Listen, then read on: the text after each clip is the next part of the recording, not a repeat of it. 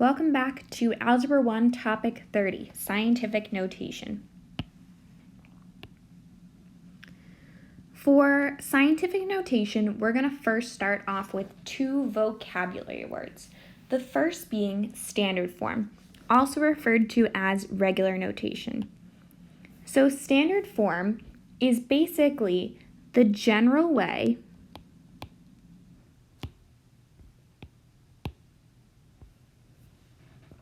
to write either really big numbers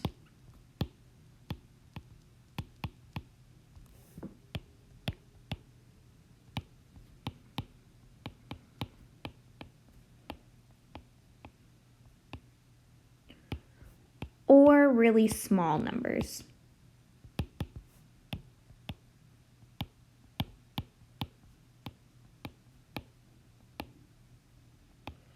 So this is how you would normally see a number, like 0.005 or maybe 10,000 or 16, etc., etc. On the other hand, scientific notation is another way that we can write those numbers. And scientific notation is written in the form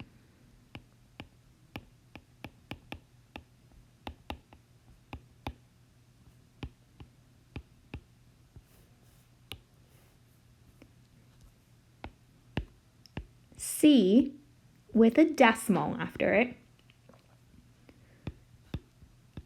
times 10 to the nth power. Now this C is a number that is between 1 and 10. So C could be 1, it could be 2, 3, 4, 5, 6, 7, 8, 9, but it has to be less than 10. And that's because we can only have one digit before the decimal. So if we had 10, that would be 2 digits. We can only have one digit. Now n, on the other hand, is an integer. So this exponent right here is going to be a whole number. Could be positive, could be negative. Okay, let's go into some examples, practice translating in between standard form and scientific form.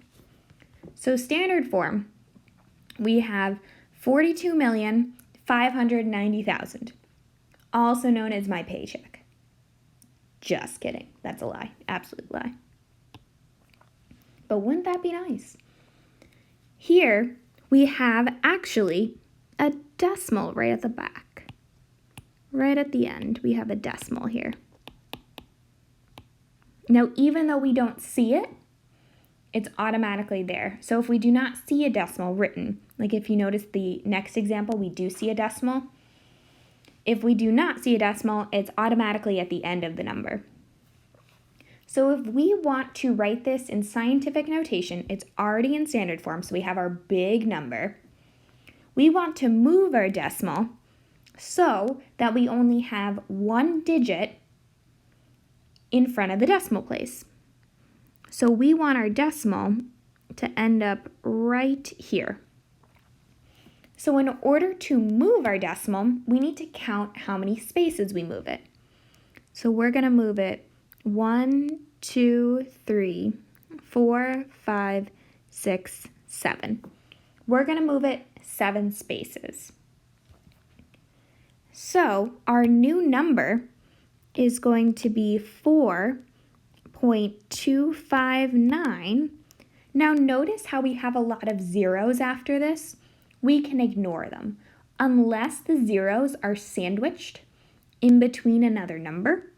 We would write them, but because they are just at the end, we don't need to write them. So we get 4.259 times 10. Now what's going to be our integer here? Well, we moved 7 spaces, so this is going to be to the 7th power. Now notice, because we have this really big number, 42,590,000, and this number is greater than 1, so my exponent is going to be positive. On the other hand, we have this really, really tiny number, 0.0000574. Now this number is less than 1, so our exponent's not going to be positive, it's going to be negative.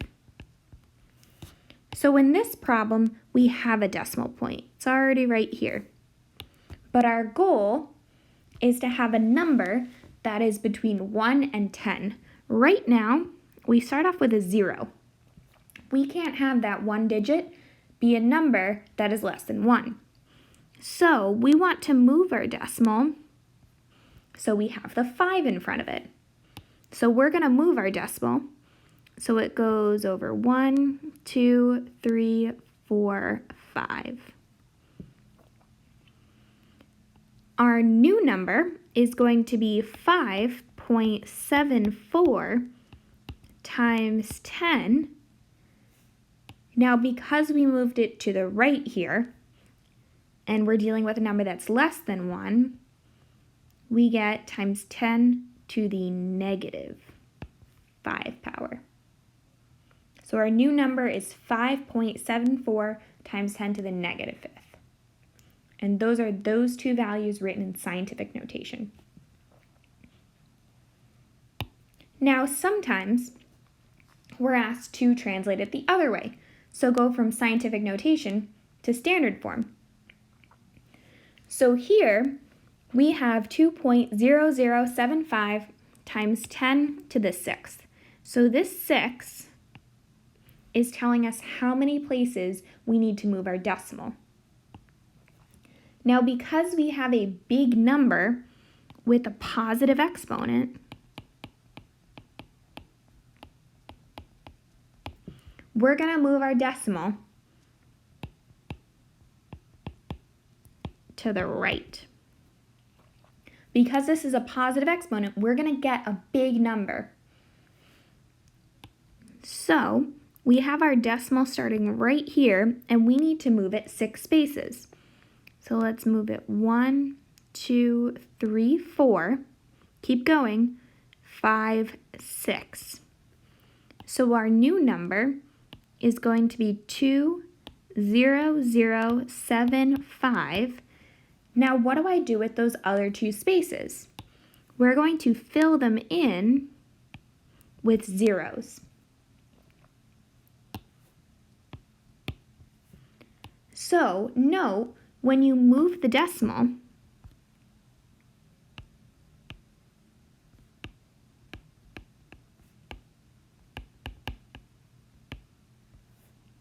you're going to fill in the empty spaces with zeros.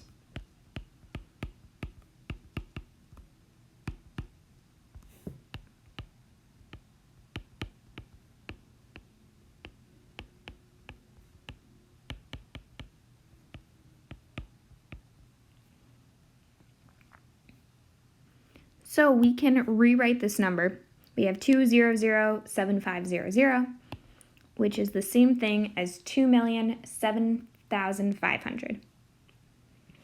Now, sometimes we're dealing with a really small number. So here we're going to have a negative exponent, as you can see. Right here. In this problem, we're dealing with a negative 4.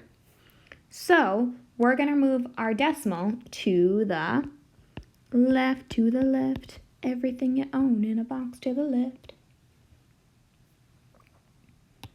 So we're going to move our decimal 4 spaces to the left. Over 1, 2, 3, 4. And we're going to fill in those spaces, those empty spaces, with zeros. Notice here how I only filled in 3 spaces. So even though my exponent said negative 4, I don't have 4 zeros. The 4 refers to how many spaces I need to move it. So you need to be really careful with what your number is telling you, because you might have less zeros that you are filling in. So if we rewrite this, we can put a 0 in front of our decimal place. That doesn't really matter. Or you can drop it. 0.000. So those are the 3 zeros that I filled in right here. 1685. And that is equivalent to 1.685 times 10 to the negative 4th.